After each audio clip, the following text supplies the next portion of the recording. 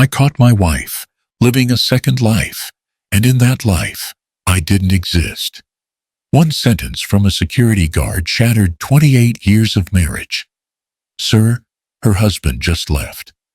That was the moment my heart stopped, and something colder woke up inside me. If you're hearing this, don't scroll past. Hit like, subscribe, and tell me in the comments where you are listening from. I want to know how far the truth can reach, because this isn't just a story about betrayal. It's about what happens when the man you thought was finished decides to stand back up. My name is James Mitchell, 60 years old, and this is how I turned heartbreak into justice. I swear it was supposed to be a simple thing. Just coffee. Just a small act of love on an ordinary Thursday. But that Thursday didn't stay ordinary for long. By 8:45 a.m., I was standing in the lobby of the Glass and Steel Tower, where my wife, Clara Mitchell, ruled the top floor, as CEO of a tech firm called Viridian Dynamics. I had her favorite coffee in one hand, oat milk latte, extra cinnamon, and a brown paper bag with her blueberry muffin in the other. I thought I was being thoughtful. Instead, I was about to find out I didn't exist anymore. The lobby was all chrome and echoes. Big screens showing company ads, polished marble, that reflected everything except warmth. I hadn't been there in years. Clara always said, "Work is work, home is home, James. Let's keep it that way." I respected that boundary. Maybe too much. The security guard at the day's young buzz-cut efficient looked up as I walked over. His name tag said D. Morales. "Morning," I said, smiling the way Midwesterners do when we're trying to seem harmless. "I'm here to see Clara Mitchell. I'm her husband." He froze for half a second. Then he laughed, an honest, puzzled laugh that didn't belong in a building like this. "Sir, her husband just left." I thought I'd misheard. "I'm sorry, yeah, about 10 minutes ago. Comes in almost every morning. Tall guy, drives the black Tesla." Morales leaned forward, lowering his voice, as if to help me remember. "You must have just missed him." My grip tightened around the coffee cup. "You said, her husband." He nodded toward the revolving doors. "There he is, now coming back." I turned and saw him. Tall, early 40s, maybe expensive charcoal suit. The kind of man whose shoes make no sound because money cushions every step. His name tag, clipped carelessly to his briefcase, said, Nathan Cole, Executive Vice President. I knew that name. Clara mentioned him a few times. Nathan's brilliant. Nathan's taking over the expansion. Nathan needs mentoring. She never said Nathan's the man everyone thinks is my husband. He moved like he owned the floor. Everyone's eyes followed him. He gave Morales a friendly nod. "Morning, Danny. Tell Clara I'll be in her office in 5. "Yes, sir," Morales said automatically. Then, noticing my silence, he looked uncertain. You wanted to see Mrs. Mitchell, right? Should I let her know?" But I barely heard him. The world had gone quiet, like the moment before a storm rips open the skies. I forced a polite smile. "Actually, I'm an old friend. I'll just drop this off." Morales hesitated, then shrugged. "Sure thing. Leave it here if you want." Before I could answer, Nathan turned, his eyes meeting mine. It wasn't surprise I saw there. It was recognition. And worse, calculation. He walked toward me, calm, confident, dangerous, in the quietest way possible. "Morning," he said. "I'm sorry. Have we met?" My throat felt dry. "I don't believe so. I'm James." I lifted the cup slightly. "Just dropping off a coffee for Clara." His eyes flicked to the label Clara M., then back to me. "That's kind of you," he said, smiling with professional warmth. "She's tied up in meetings all day. I'll make sure she gets it." Every instinct screamed at me to tell him to go to hell, to say I was the one married to Clara, to demand he explain himself. but something inside a colder, older instinct whispered, "Not here. Not now." So I nodded and handed him the coffee. "Appreciate it." He took it smoothly, our fingers brushing for just a second, his grip firm, deliberate, claiming ownership of something that wasn't his to claim. Then he turned and disappeared into the elevator bank, the doors closing with a soft hiss that sounded too final. I stood there for a long time, the paper bag crushing in my hand. The guard cleared his throat gently. "You okay, sir?" "Yeah," I lied. "Long morning." Outside, the autumn air hit me like a slap. The city moved on. Buses, horns, people with purpose. I just stood on the sidewalk watching my reflection in the building's mirrored facade. A man holding an empty bag staring at a tower full of lace. It felt absurd. I almost laughed. Maybe it's a mistake, I told myself. Maybe Morales misunderstood. Maybe Nathan's married to someone else with the same last name. Except Clara's name wasn't common. And neither was that look Nathan gave me, a man who already knows your secret and enjoys the silence before you do. I walked to my car, the old blue Ford she always teased me about. "You and that truck." She'd laugh, "One of you's going to break down first." I used to think she said it lovingly. Now I wasn't sure. Sitting behind the wheel, I stared at the coffee lid stain on my sleeve. 28 years together. I'd seen her through promotions, late nights, panic attacks before big presentations. We built a home, a life, something steady. Or so I thought. My phone buzzed. A text from Clara: "Running late tonight. Don't wait up. Love you." I read it twice, 3 times. The words used to warm me. Now they felt like acid. Love you. Really? Maybe that's what she told both of us. Maybe she was practicing sending the same message to 2 different men in 2 different worlds. I started the car, drove aimlessly through downtown, past the places that used to mean something. The cafe where we met, the bookstore where she'd hide during lunch breaks, the pier where we used to walk in the rain. Everything looked the same, only I'd changed. Or maybe I'd just opened my eyes for the first time in years. By the time I reached our neighborhood, the coffee smell still clung to me, bitter and mocking. I pulled into the driveway of our colonial house, white shutters, red door, the one Clara said made it look friendly. I sat there, engine idling, unable to buy. Through the window, I could see the life we'd built: 2 mugs on the counter, her favorite throw blanket on the couch, the faint outline of us in the wedding photo by the fireplace. For a moment I imagined walking in and asking her straight out, "Who's Nathan? And why does the world think he's your husband?" But I didn't. Not yet. Because something told me this wasn't a misunderstanding I could fix with honesty. This was something deeper, darker, the kind of lie that grows roots. So I shut off the engine and just sat there, listening to the faint ticking of the cooling motor. I thought about that young guard laughing, about Nathan's confident smirk, about how easily Clara had separated her worlds. And then I thought about something that scared me more than the betrayal itself. If she'd been building a new life for years, when exactly did she start erasing me from the old one? The thought settled in my chest like a stone. The coffee cup was gone. The bag was empty. And maybe, just maybe, so was my marriage. I looked back at the tower miles behind me, its glass catching the last of the morning sun.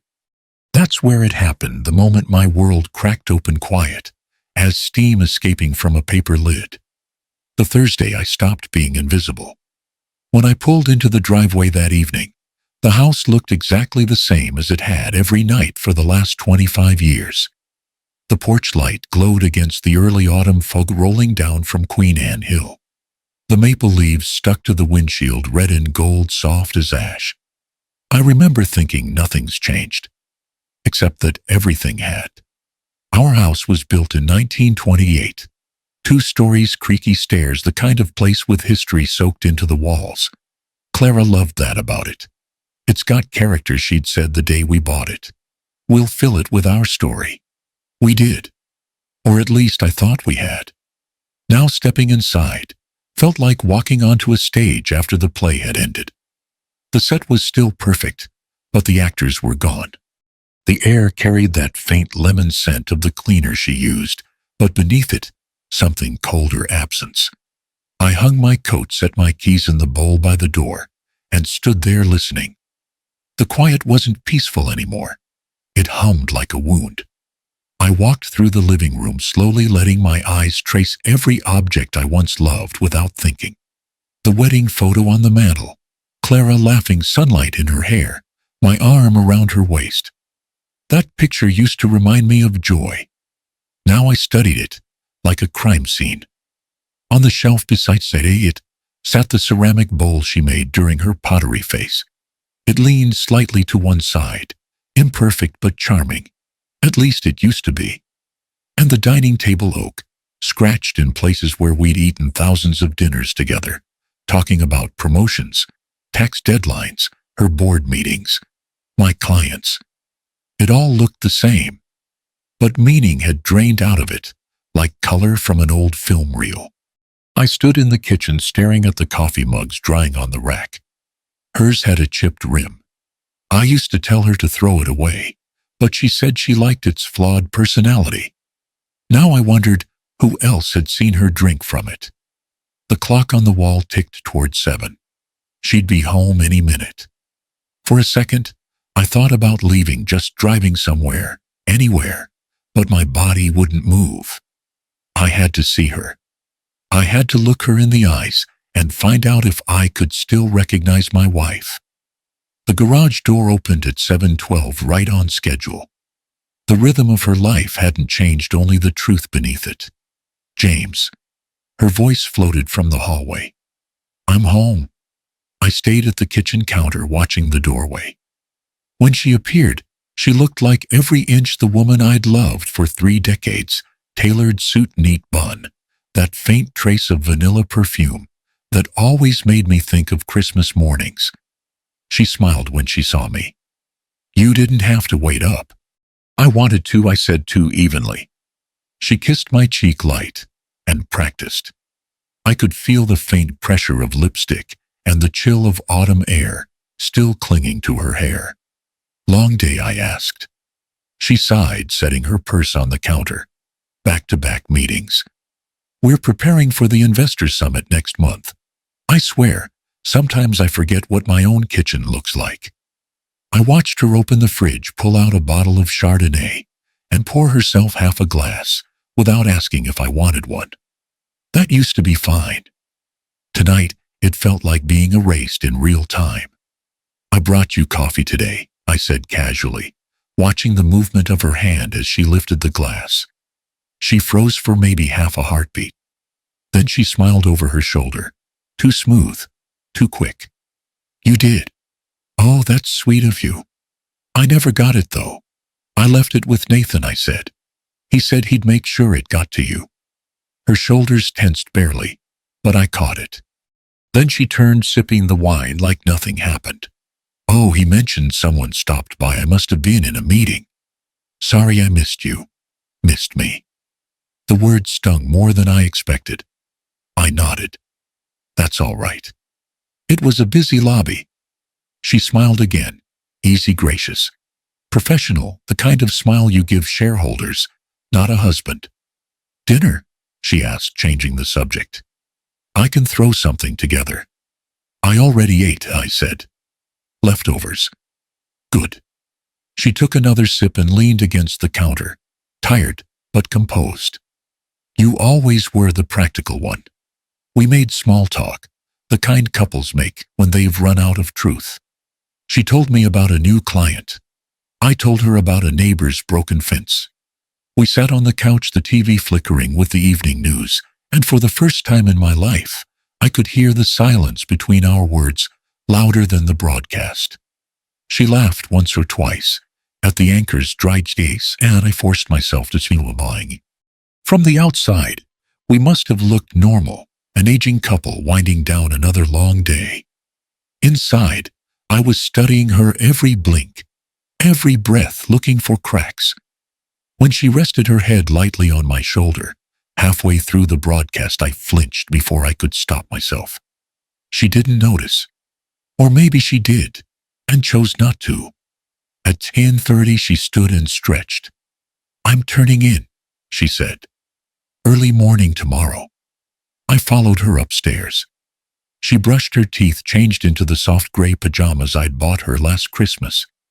She still smelled of wine and perfume, and something else, something faintly foreign. We climbed into bed side by side the way we had for nearly 3 dates. The same mattress, the same quilt, the same lull of the rain tapping on the window. Only now, the space between us felt like a canyon. She turned off the lamp and whispered, "Good night, James." I stared into the dark, my heart heavy, but strangely calm. "Good night," I said. Her breathing evened out quickly. Within minutes, she was asleep, or pretending to be. I lay there, eyes open, listening to the rhythm of her breath. It should have comforted me. It used to. Now it sounded like the echo of a stranger sharing my bed.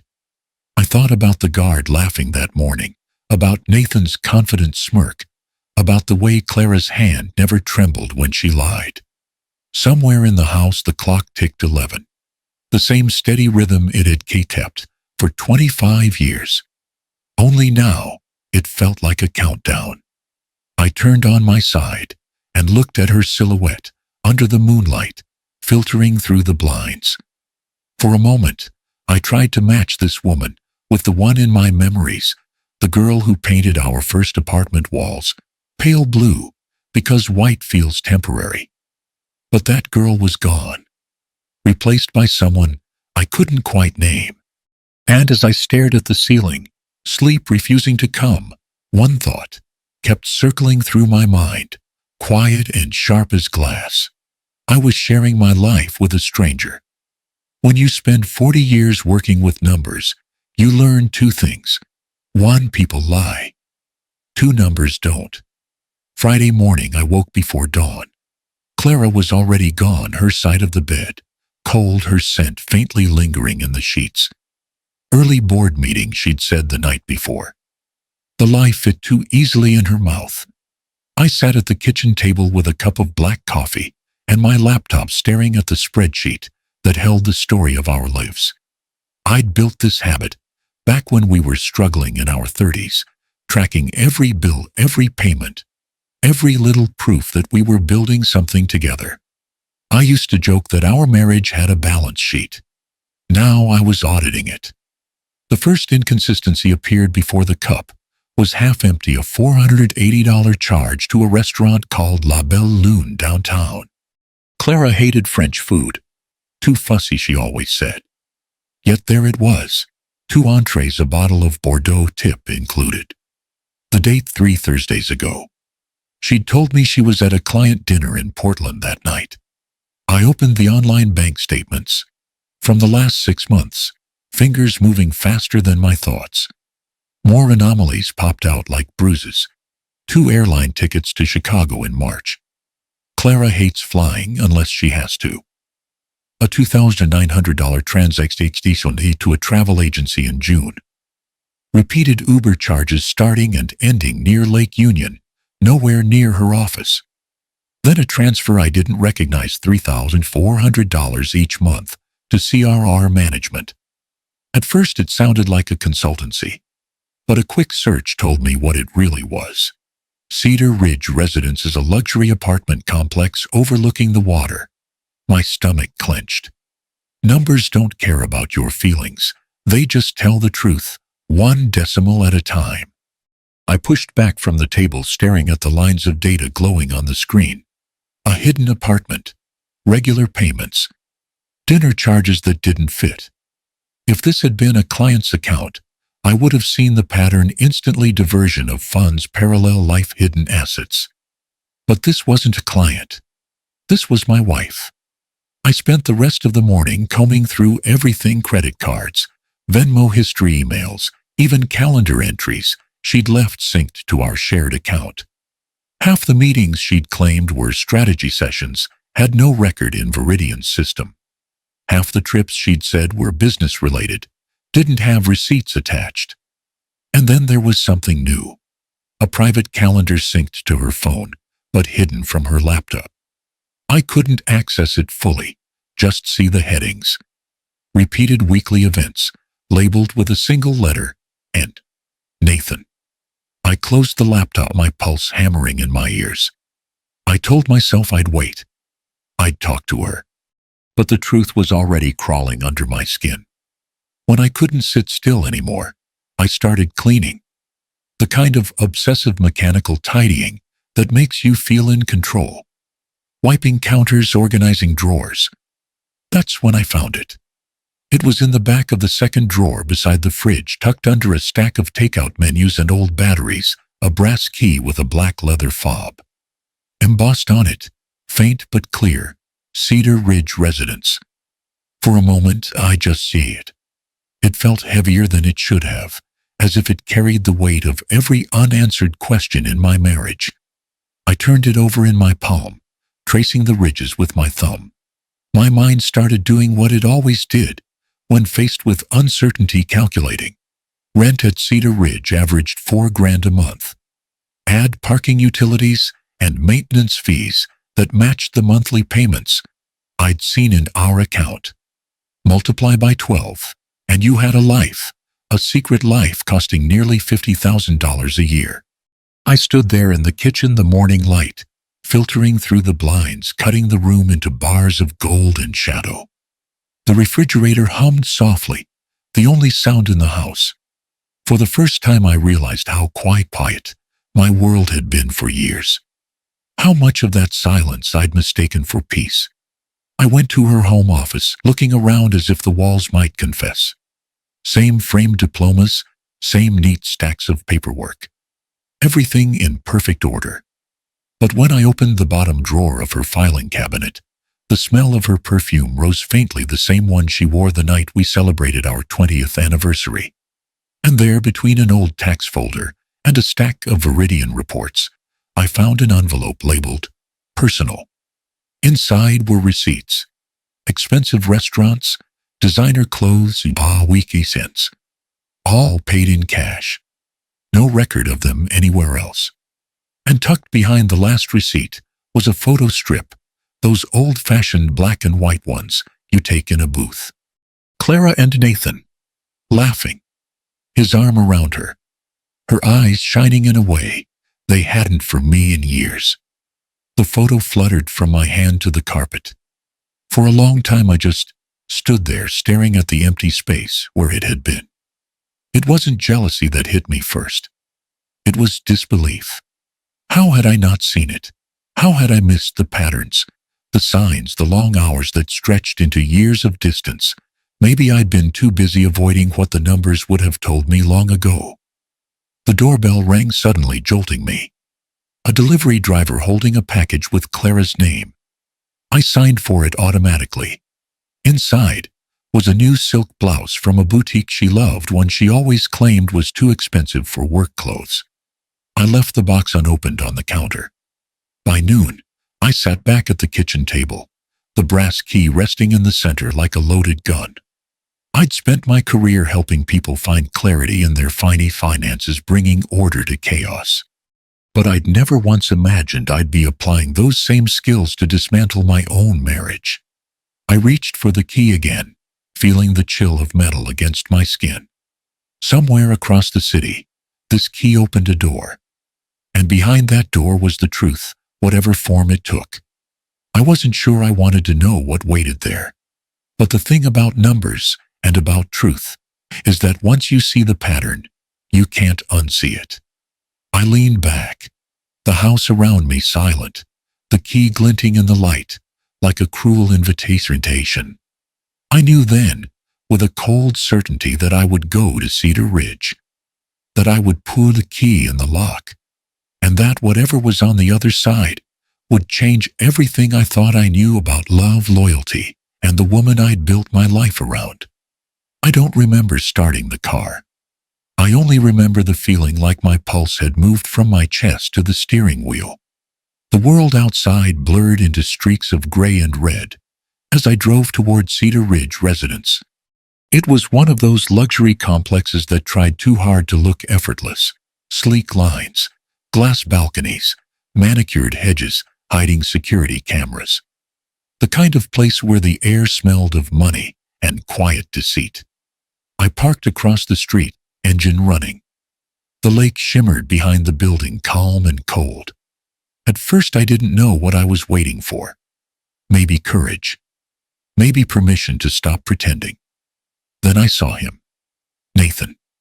He pulled up in his black Tesla, stepped out, carrying a grocery bag and a bouquet of lilies, the ones Clara always kept on our dining table. He walked toward the entrance with the relaxed familiarity of someone coming home. Not visiting. Coming home. My hand tightened around the steering wheel until my knuckles turned white. I watched him swipe his access card, greet the doorman like an old friend, and disappear inside. It wasn't anger that rose in me. It was clarity. A cold accountant's kind of clarity. After he vanished, I waited. 10 minutes.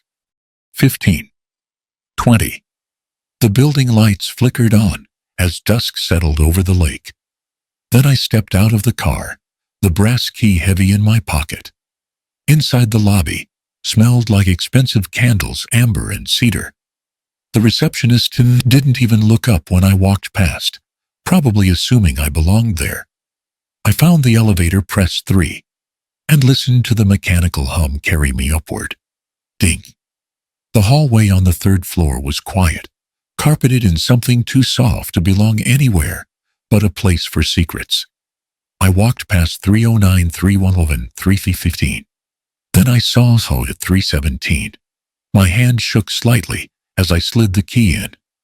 For a second, I hoped it wouldn't fit, that it would jam, that it would prove me wrong.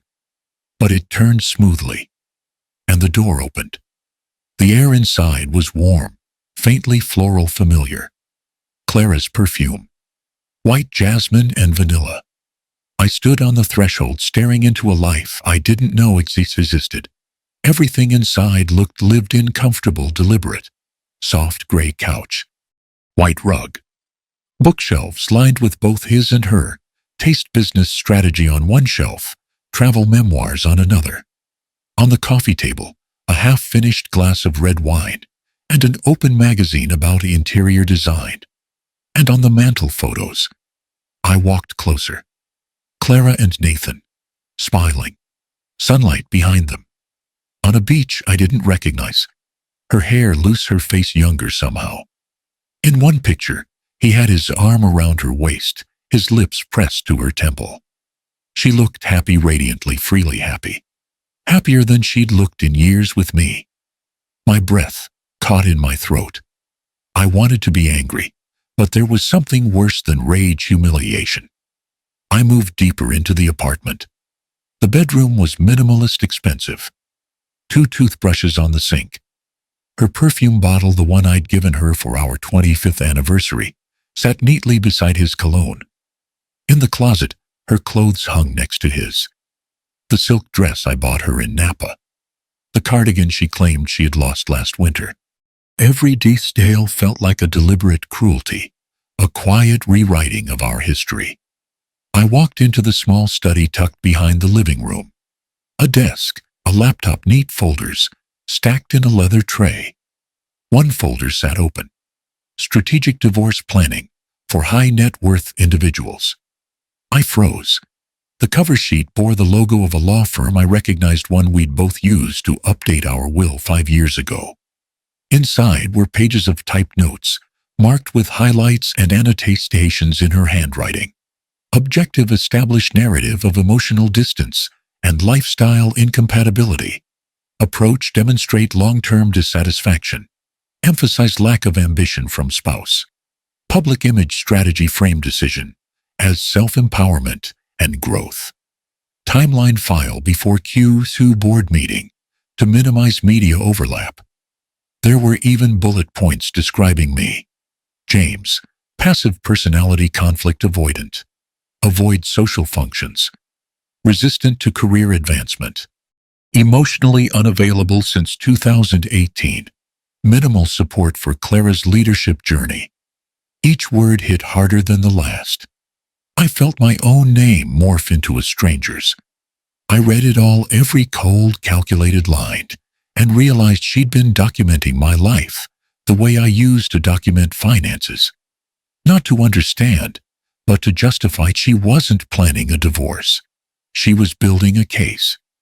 At the bottom of the stack, there was a draft email to a lawyer. We've built an amicable narrative. Once James accepts the inevitability, I'll move forward with the announcement. He's a good man, but we've simply grown apart. A good man. Like I was a family dog she planned to rehome. I dropped the folder onto the desk. The papers scattered like white confetti. For a long time I just stood there, staring at the mess our marriage reduced to strategy and bullet points. Through the window, the city glowed softly across the lake. Somewhere out there, people were sitting down to dinner, watching TV, living their ordinary lives. And here I was, standing in the echo of mine. I sat down on the couch, their couch, and tried to breathe. No tears came, just a dry ache behind my eyes, the kind that comes when grief has burned past feeling. The wine glass on the table caught the light. I picked it up, stared at the lipstick mark on the rim. The shade was Rosewood Kiss, the one she always wore when she wanted to feel confident. I set it down carefully. My hands were trembling, but not from anger, from comprehension. This wasn't an affair born of impulse or weakness. This was architecture. She had built this life, designed it, funded it, rehearsed it until perfection. And me, I'd been the ghost she edited out of her story. I looked around one last time. The framed photos, the folded blanket, the scent of lilies, still fresh in the air. Everything arranged to look like love. Then I whispered to no one, she's rewritten my whole life. And for the first time in 30 years, I realized I no longer knew where home was. When Clara came home that night, she looked like the woman I'd shared half my life with. Same soft perfume, same navy blazer, same gentle, measured smile. But now every familiar detail felt staged, like watching an actress play my wife with unnerving accuracy. I stood at the kitchen counter as she walked in, keys jingling. "Hey," she said lightly, "you're up late." I couldn't sleep. She hung her coat, poured herself a glass of water, and smiled like nothing in our world had changed. Maybe for her it hadn't. Maybe the performance was the world. "How was your day?" she asked, casual, practiced. I wanted to say I spent the day walking through your other home. I wanted to scream, "I saw the documents, Clara. I know what you've done." But instead I said, "Quiet. Just work." The words came out automatic, like breathing underwater. Later, when she went upstairs to shower, I opened her laptop on the kitchen island. I'd seen her type her password so many times, I could do it without thinking. Old habits die easier than trust. The screen came alive with her inbox. It was like stepping into another language I suddenly understood too well. There were messages to Nathan, hundreds of them. Some work-related discussions about projections, board presentations, an upcoming merger proposal with a company called Lexmore Systems. Some personal, short, intimate exchanges buried under corporate headers. "You handled the investors brilliantly today. Dinner at the Ridge or my place tonight. I'll bring wine. We're almost there, love." But one email made me freeze. It was a draft never sent. Subject line, "Our next chapter. Nathan. The merger with Lexmore is the bridge. Once it's approved, you'll take over operations as COO. We'll announce the transition after the board vote. Richard and the others trust me completely. They won't question the internal restructuring.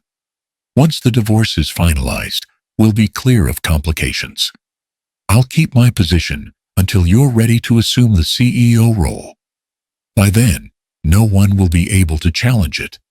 You and I built this company together, even if they never knew it. See." I stared at the words, reading them again and again, until they stopped being letters and became weapons. She wasn't just betraying me. She was betraying her company, her shareholders, her entire legacy. She'd built her empire on deceit, and I had been the unwitting accountant funding the illusion. I clicked through more emails, hidden threads between Clara and Nathan, about share reallocations, project delays, off-the-record strategy calls. One file attachment caught my eye. Meridian Lexmore. Strategic Vision. Texts. Inside was a draft merger plan that hadn't been disclosed to the board. It transferred significant control to Nathan's department, bypassing Viridian's corporate governance protocols. There were notes about temporary adjustments to financial reports language that only meant one thing: manipulation. I knew what this was. I'd spent decades advising small firms on compliance. If anyone saw this file, her career would implode overnight. The woman sitting upstairs humming softly as she dried her hair wasn't my wife.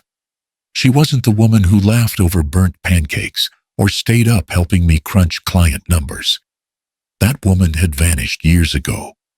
What remained was someone else entirely, someone colder, hungrier, almost unrecognizable. I closed the laptop quietly and went upstairs.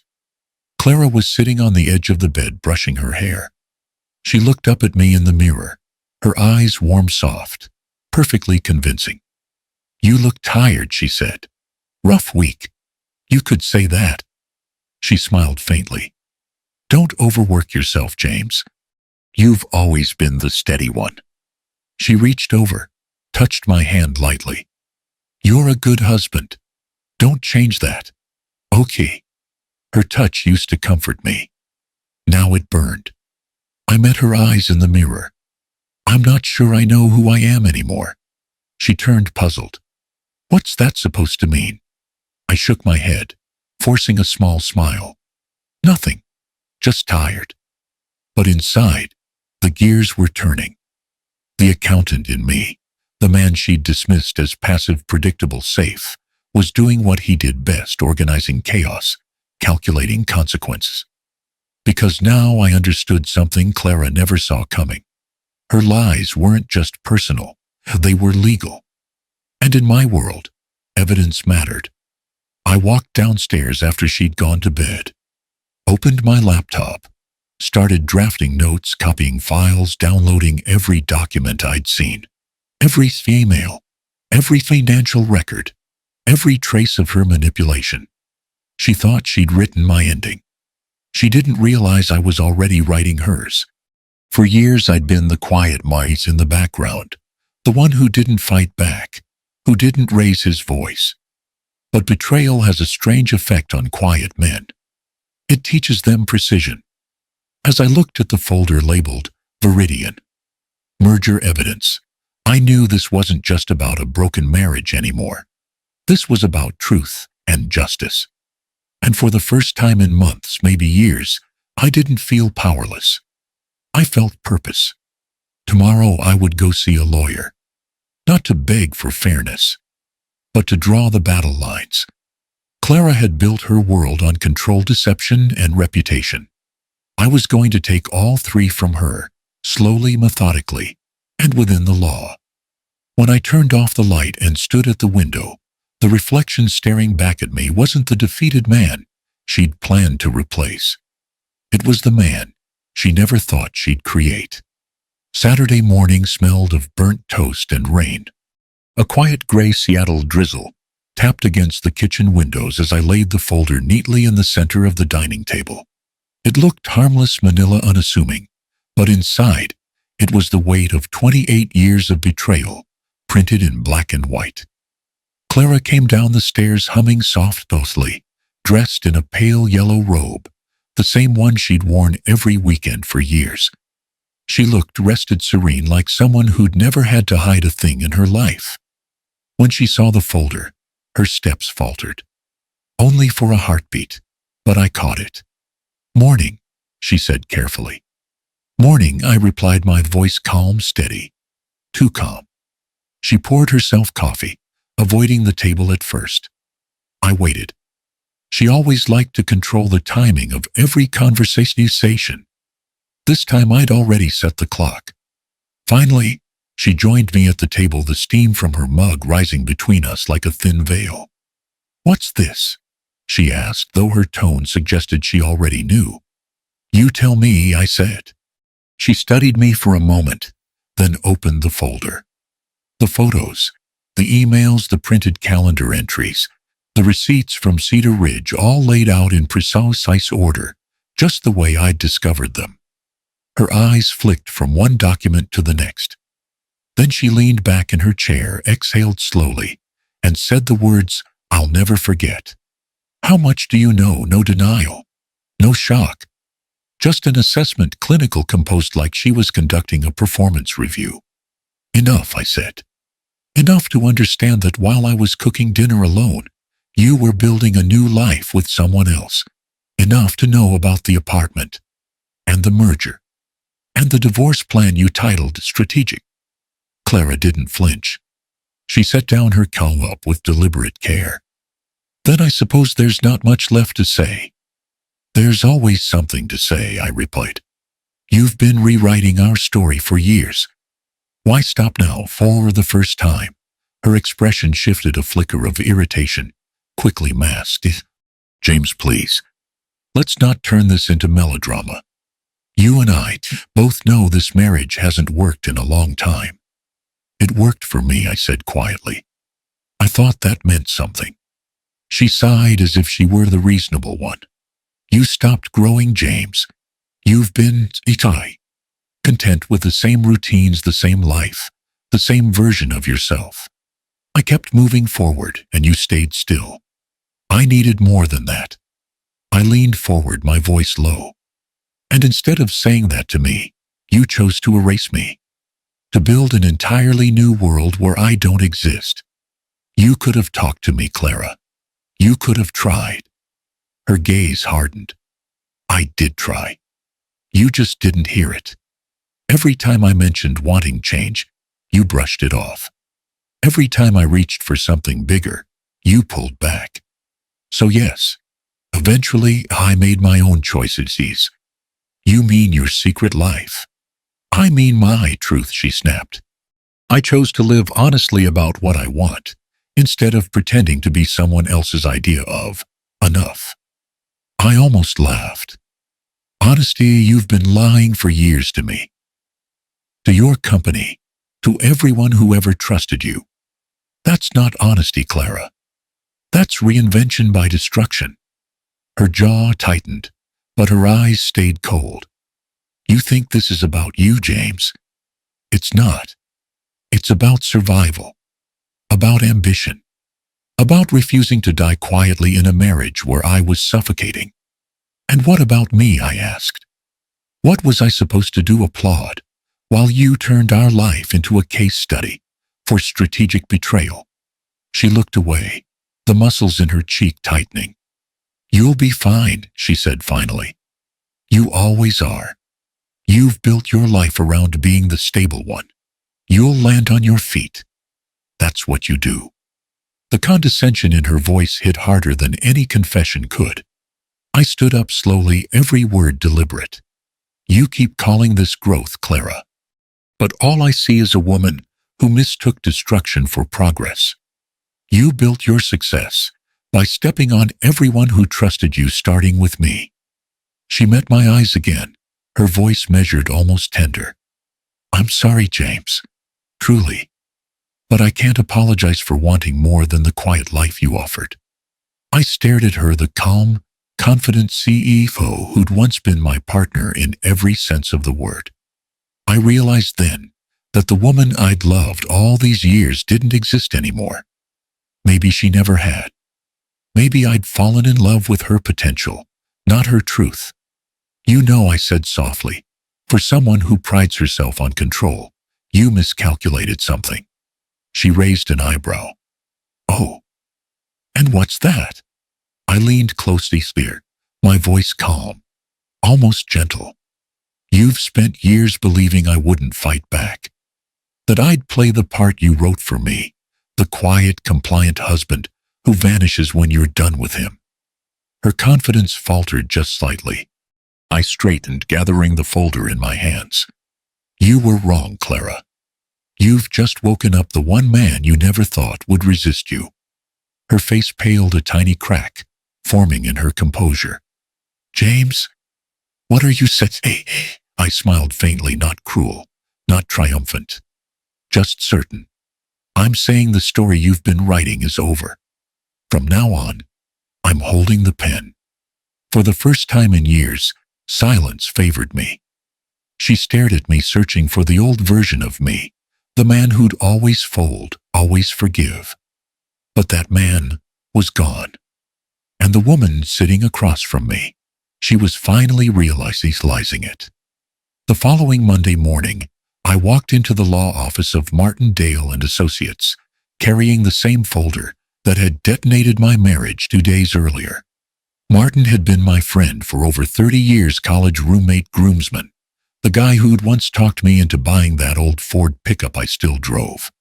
He'd built his own firm by being the kind of lawyer who didn't flinch from ugly truths.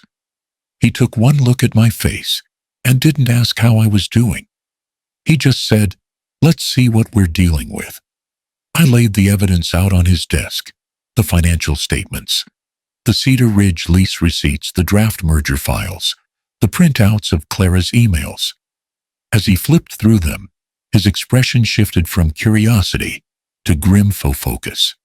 "Jesus, James," he murmured. "She's been planning this for years." "I know," I said quietly. He tapped a page covered in highlighted transactions. "This right here, these payments to CRR management. That's marital money funding her other life. You can claim reimbursement and for." He looked up. "And these merger drafts. That's not just infidelity. That's potential fraud. She's manipulating her position as CEO to benefit her partner." I nodded. That's what I suspected. But I needed airtight. Martin leaned back, rubbing his chin. "You always did like your evidence neat. Good thing you're an accountant. You've built half my case for me." For the next 2 hours we dissected everything, every transfer, every unauthorized charge, every time-stamped email that connected Clara's private life to her professional misconduct. By the end, Martin had compiled a checklist that looked more like a criminal probe than a divorce file. "This isn't just about protecting yourself anymore," he said. "You've got a corporate scandal brewing under your roof. And if what you're saying about the Lexmore merger is true, her board has a right to know before this blows up publicly." I hesitated. "You're suggesting I call them? I'm suggesting you remind them what ethical leadership looks like," Martin said. Then with a half smile, "Besides, you've got nothing to lose, and she's got everything." That afternoon, I did something I'd never imagined myself capable of. I called Linda Carmichael, chair of Viridian's board of directors. Clara had always spoken about Linda with reverence, a woman in her 60s who'd mentored her through her first executive role. I still remembered meeting Linda at company functions, sharp eyes, a dry wit, the kind of authority that didn't need volume. When her assistant patched me through, she sounded surprised but warm. "James, it's been years. How are you?" "I've been better," I said carefully. "Linda, I wouldn't call you unless it was serious. I need to share something concerning Viridian's corporate governance. Privately." Her tone shifted instantly. "Go on." I took a breath and laid it out. Not the personal betrayal, not the affair, just the facts. Unauthorized restructuring, hidden mergers, transfers of responsibility without board approval, emails tying Clara and Nathan to unreported negotiations. I could almost hear her straighten in her chair. "How sure are you about this?" she asked, her voice razor-sharp now. "Certain. I have documentation.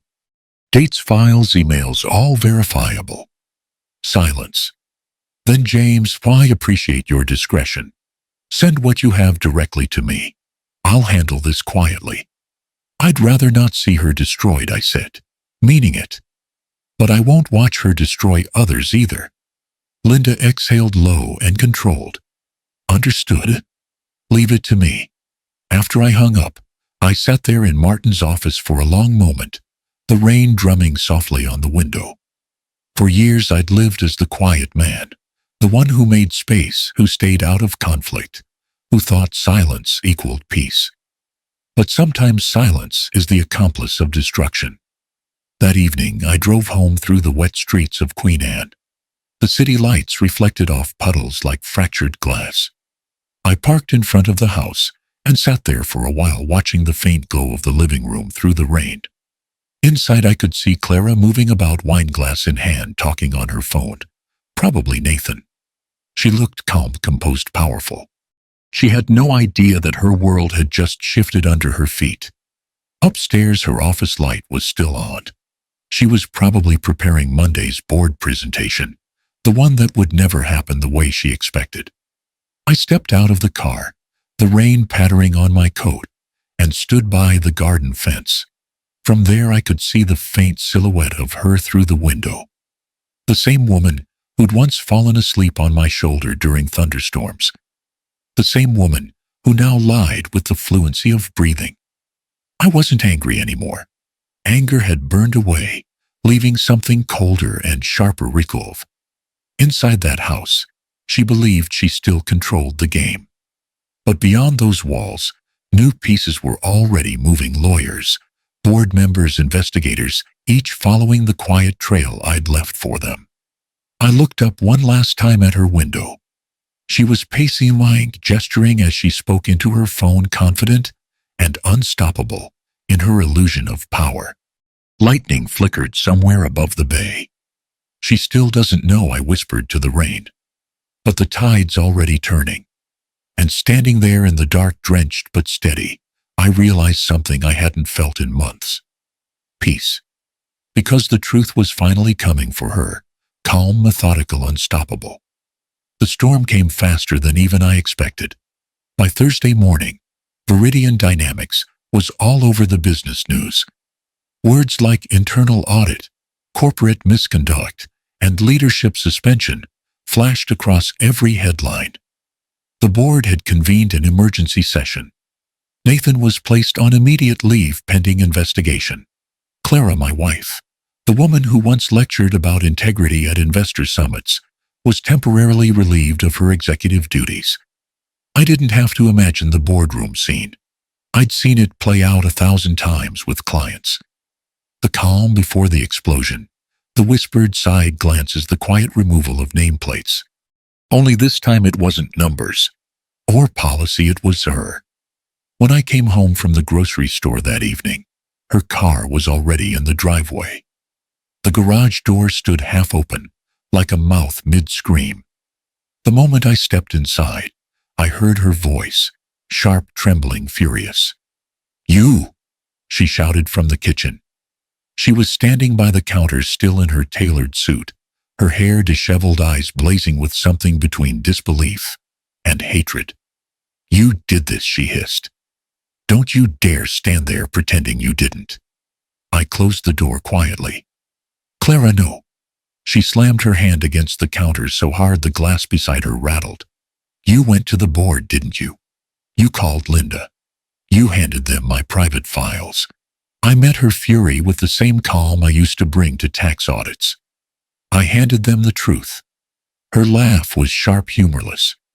"Truth? You call this truth? You've destroyed everything I built.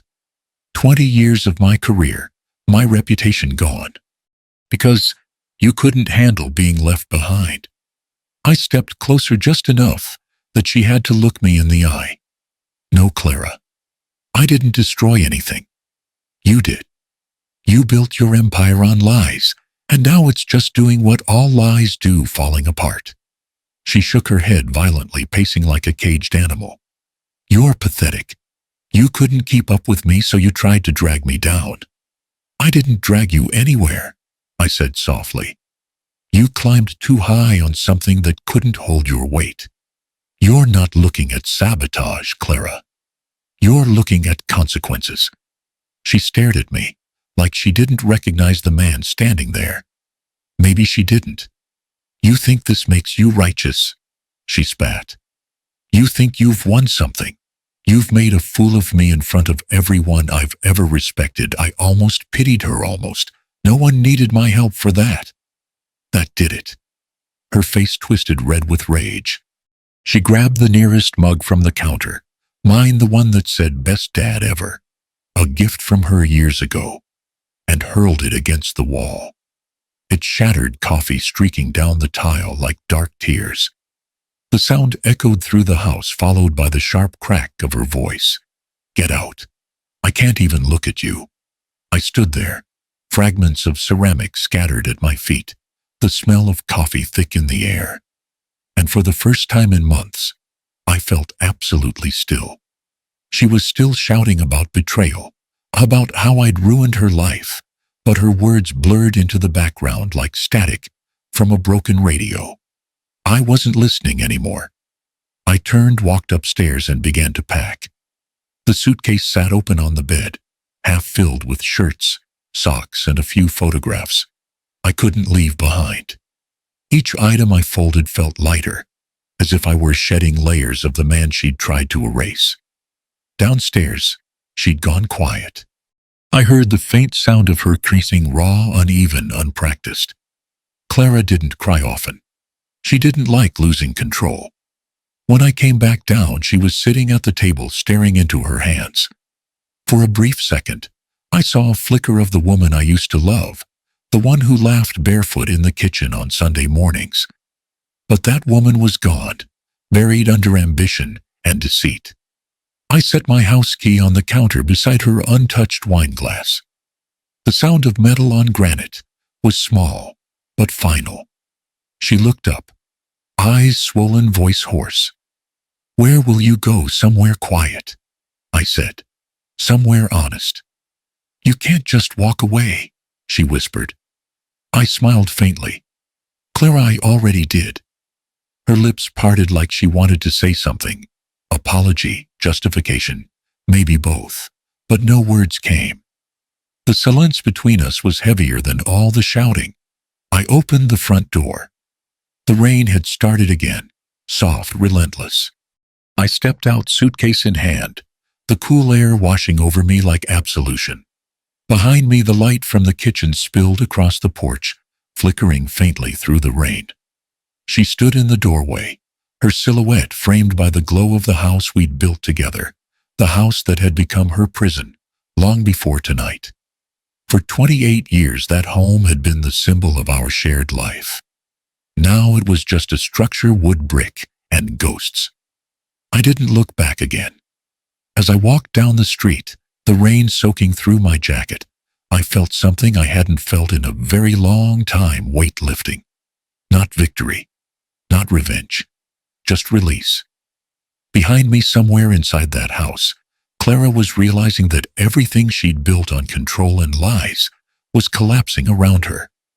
And for the first time, I didn't feel the need to save her from it. 3 months can change everything. The man I was, the quiet accountant, the faithful husband, the ghost living in someone else's life, he stayed behind in that red brick house in Queen Anne. The man who stepped off the ferry onto Bainbridge Island wasn't new exactly, just lighter. My apartment was small, maybe 700 square feet, with creaky floors and a view of the harbor where the ferries came and went, like clockwork. I furnished it with what I needed, nothing more. A couch, a sturdy oak table, a second-hand armchair I found at a thrift shop, and my old acoustic guitar, the one Clara once called that sad thing you never play anymore. Now I played it every evening, slowly, imperfectly relearning what my own aunt used to know. Life had quieted into something honest. I walked the docks in the mornings, coffee in hand, the air carrying that salty bite of the Sound. I learned to cook for one omelets, roasted salmon, things I'd never bothered to master because she'd always insisted on takeout. I took long walks under gray skies that didn't feel heavy anymore. It was on one of those walks at the small public library near the harbor that I met Evelyn Hart. She was 57, a widow with keen eyes, and the calm presence of someone who'd learned how to survive her own storms. She managed the library with quiet efficiency, glasses perched low on her nose, her silver hair always tied back in a loose bun. The first time we spoke, I was checking out a book on boat restoration.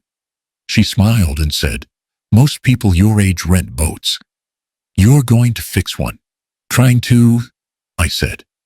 "Seems easier than fixing people." She laughed softly. "You'd be surprised, they both need patience and good skying paper." That became our routine.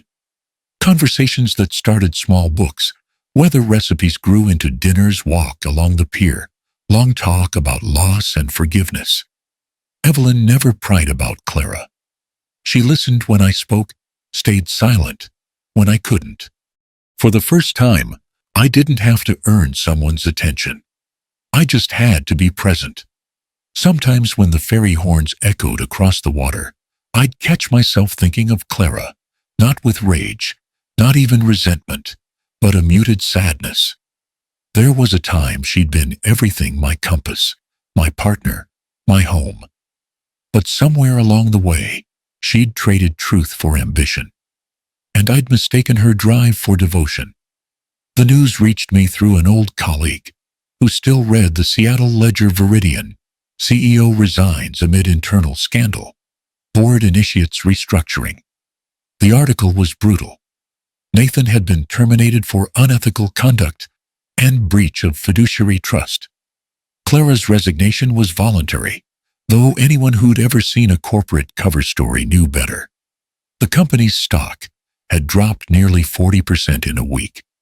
Investors were livid. Lawsuits loomed. I sat at the small table by my window, the papers spread out before me, rain streaking the glass. The words should have satisfied me. They didn't. Instead, I felt that dull ache again, like mourning someone who'd died long before the obituary was printed. She'd lost everything she thought to find her title, image, power. But I'd lost her long before that, long before the lies and the second apartment. I'd lost her the moment she stopped seeing us as enough. I folded the newspaper and placed it in the drawer next to my guitar picks. Evelyn stopped by later with homemade soup and a story about a stray cat that had wandered into the library. She made me laugh. After dinner, as the rain deepened into steady rhythm, we sat by the small fireplace. She read aloud from a book of Raymond Carver's stories, her voice soft, deliberate. I didn't think about revenge or justice or the past. Just the sound of her voice, the warmth of the fire, and the simple fact that I was still here. When she left, the apartment felt quiet again, but not lonely. For the first time in years, silence wasn't punishment, it was peace. I washed the dishes, poured myself tea, and was about to turn in when my phone buzzed on the counter. The screen lit up with a name I hadn't seen in months. Clara. For a moment, I just stared at it. The glow of her name flickered across the room, like a ghost. Then, before I could talk myself out of it, I answered. "Hello." Her voice came through soft trembling, almost unrecognizable. "James, it's me." I didn't speak. I just listened, heart steady, waiting to hear what the ruins of a once perfect life sounded like. For a long moment, neither of us spoke. The only sound was the soft hiss of rain against the windows and her shallow breathing on the other end of the line.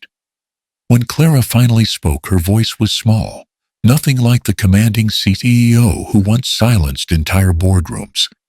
"James," she said quietly, "I don't even know where to start."